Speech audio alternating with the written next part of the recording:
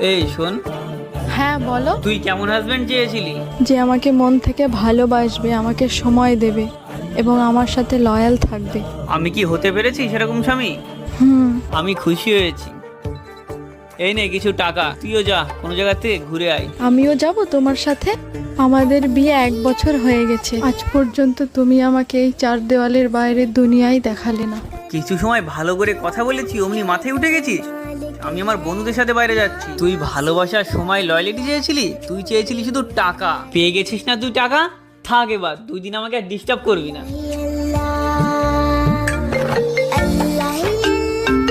তুই বুঝতে চাচ্ছিস না কেন? ওই ছেলে খুবই বদমেজাজি আর তোকে কখনোই সম্মান দেবে না। আরে মা, আজকাল টাকা যার আছে সম্মান তার আছে। তাহলে কি আমি ওদের সাথে পাকা কথা বলবো? আরে মা, দেরি করছো কেন? এখনই বলো।